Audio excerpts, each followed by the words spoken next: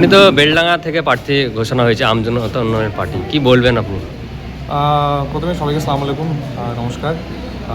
আমার সমগ্র মুর্শিদাবাদ এবং স্পেশালি বেলডাঙ্গাবাসীকে হুমায়ুন সাহেব যে আমাকে এই বেলডাঙ্গার প্রার্থী হিসেবে মনোনয়ন করেছে, মানে আমাকে মনোনীত করেছেন, এর জন্য আমাকে মানে প্রথমত ভয় তো লাগছে না, বাট একটু মনে হচ্ছে যে চাপটা একটু বেড়ে গেল, কেন এটা সত্যি খুব মানে ইম্পর্টেন্ট একটা সিট এবং আমাদের দলের জন্য এটা রিলি ইম্পর্টেন্ট।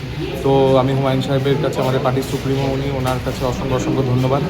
এবং আমি মুর্শিদাবাদের ছেলে, আমি ফিল্ম জগতের সঙ্গে যুক্ত। আমি এর আগে অনেক সিনেমায়, হয়তো আপনারা আমাকে কম বেশি থেকে থাকবেন, আমি বাংলা সিনেমা করি, আমি কলকাতাতে থাকতাম। কিন্তু হুমায়ুন সাহেব যখন আমাকে বলেন যে উনি ওনার দলে আমাকে চান, তখন আমি ওনাকে বারণ করতে পারিনি। এবং আমার মা আমাকে সবসময় বলেছিল যে পৃথিবীতে যাই হবে, এই মানুষটা সাথ ছাড়বি না। তো তাই জন্য আজকে আমি খুব খুশি, এবং আমি আজকে যে বেলডাঙ্গার মানুষের টানে, বেলডাঙ্গার মানুষের ভালোবাসায় যেন আজকে এখানে এসেছি, এবং আমি চাই যেন বেলডাঙ্গার মানুষ আমাকে পার্মানেন্টলি এখানে রেখে দেয়, আমাকে যেন যেতে না দেয়। তো এটাই বলবো। আমি সবাইকে বলবো আমাকে জেতালে আপনারা হুমায়ুন সাহেবের জন্য ভোটটা দেবেন, উন্নয়নের জন্য ভোটটা দেবেন। আমরা যে নতুন একটা পথ দেখানোর মানে একটা দিশারি, আমরা যে মানে একটা নতুন অ্যাসপেক্ট যে আমরা আনতে পারছি, সেই জন্য আমাদের ভোটটা দেবেন। আর যারা ভোট দেবে না তারা দোয়া করে দেবেন। ভোট চুরি করা যায়, দোয়া চুরি করা যায় না।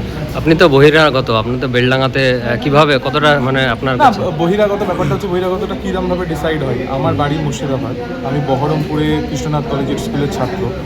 আমি যেহেতু বাংলা সিনেমা করতে চেয়েছিলাম, তাই জন্য আমাকে কিছুদিন কলকাতায় থাকতে হয়েছিল। তার জন্য আমি ধরো বাঘা যতীন বলে একটা সিনেমা করেছিলাম দেবদার সাথে। আমার রিসেন্টলি ঈদে একটা সিনেমা বেরিয়েছিল মির্জা বলে নাম, সেটা অঙ্কুশ হাজরার সাথে।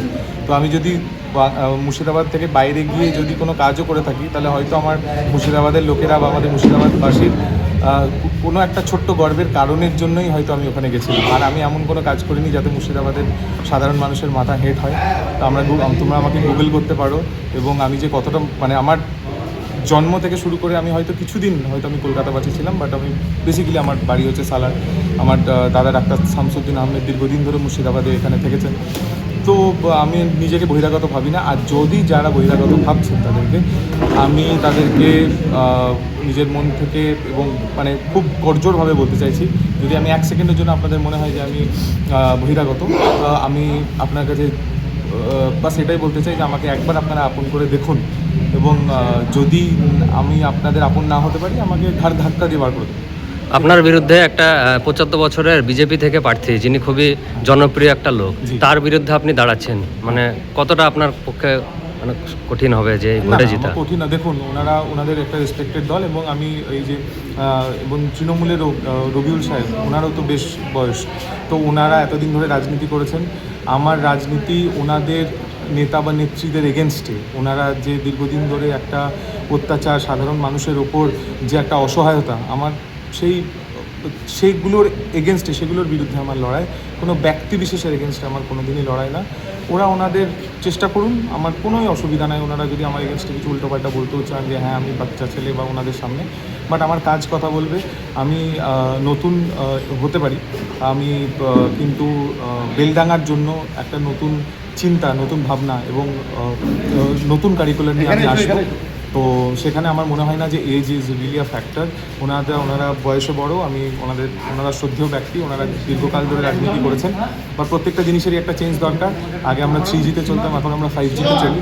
তো আমার মনে হয় যে আমি নতুন কিছু চিন্তাভাবনা নিয়ে আমার দলের ভালোর জন্য কিছু একটা করতে পারবো, আমাদের বেলডাঙ্গাবাসীর জন্য কিছু ভালো। ভোটে যদি জেতেন আপনি, তাহলে সাধারণ মানুষ আপনাকে বাড়িতে এসে পাবে? সাধারণ মানুষ, আমি জানি না এখানে জমির কিরম দাম, আমাকে হয়তো ভাড়াতেই থাকতে হবে। আর বেলডাঙ্গার মানুষের কাছে যদি আমি ছুটিও নিই, তাহলে হয়তো আমি আগে বেলডাঙ্গাবাসীর কাছে আবেদন দিয়ে করবো যে আমাকে যেন বেলডাঙ্গাবাসী যেন ছুটি দেন। আর বিশ্বাস করুন, আমি হয়তো নিজেকে বারবার প্রমাণ করতে পারবো না যে আমি এখানকার নয়, কিন্তু আমি আপনাদের একটা কথা জানিয়ে দিই। আমি রিসেন্টলি বিবাহিত, এবং আমার যিনি ওয়াইফ, উনি 8 মাসের অন্তঃসত্ত্বা। কিন্তু তা সত্ত্বেও আমি আজকে এখানে ভোটের ময়দানে এসেছি। আমি জানি না যেদিন ডেলিভারি হবে সেদিন আমি থাকতে পারবো কিনা। আমি আমার পরিবারকে হয়তো এই মুহূর্তে ছেড়ে দিতে পারবো, কিন্তু বেলডাঙ্গাবাসীকে ছাড়া আমার কাছে অসম্ভব হবে। কেন এটা আমার একটা গুরু দায়িত্ব, এবং এই দায়িত্বটা আমাকে দীর্ঘদিন ধরে পালন করতে হবে। আমি এসেছি শুধুমাত্র এই 1 মাসের জন্য না, আমি যদি হেরেও যাই, আপনারা এখানে পাবেন ইনশাআল্লাহ। আপনার নাম? আমার নাম শোয়েব কবির, আমি আমার বাড়ি মুর্শিদাবাদ সালারে, আমি সালারে থাকি, কিন্তু দীর্ঘদিন আমার কর্মসূত্রে যেহেতু আমি অভিনয় জগতের সঙ্গে যুক্ত, সেই জন্য আমাকে কলকাতায় থাকতে হয়েছে। কিন্তু হুমায়ুন সাহেবের টানে, তারপরে বেলডাঙ্গাবাসীর টানে আজকে আমি যখন প্রার্থী ঘোষণা আমার নাম হয় 2-3 দিন আগে, আমাকে বেলডাঙ্গা থেকে অসংখ্য লোকে আমাকে ফোন মেসেজ করে। প্রত্যেকটা ফোন মেসেজ হয়তো তোলা আমার জন্য সম্ভব হয়নি, বাট তাদেরকে আমি রিপ্লাই পর্যন্ত করেছি। এমন আমাকে মেসেজ করেছে যে এটা কি রিয়েল, আমি তাদেরকে আবার ভিডিও পাঠিয়েছি যে হ্যাঁ এটা রিয়েল। তো এখন থেকে যে এতটা ভালোবাসা পাচ্ছি, আমি খুবই আশা রেখেই আমি বলতে চাই যে এতজনকে তো বিভিন্ন মানুষকে সুযোগ দিয়েছেন, আমাকে একটু সুযোগ দিয়ে দেখুন। একটা বাচ্চা ছেলে যদি হেরে যায়, বা দেখুন আমার মনে এখনও সেই রাজনৈতিক পাপটা ঢোকেনি। আপনারা যদি বেলডাঙ্গাটাকে স্বচ্ছ রাখতে চান এবং আপনারাই যদি আমাকে শিখিয়ে দেন যে কীরকমভাবে বেলডাঙ্গাটা চালাতে হবে, আমি হয়তো একটা বেটারভাবে বেলডাঙ্গাটা, একটা নতুন বেলডাঙ্গা, একটা স্বচ্ছ বেলডাঙ্গা, একটা ইয়াং বেলডাঙ্গা হয়তো আমি চালাতে পারবো। আর বাকি যারা হয়তো আমাকে ভোট দিতে চাইছেন না, তারা প্লিজ আমাকে দোয়া করবেন। 4 তারিখে মিষ্টি হবে ইনশাল্লাহ। তার জন্য আপনারা অল দ্য বেস্ট, আপনারা খুবই চেষ্টা করুন, কিন্তু দেখুন আমি জিতবো। ঠিক আছে।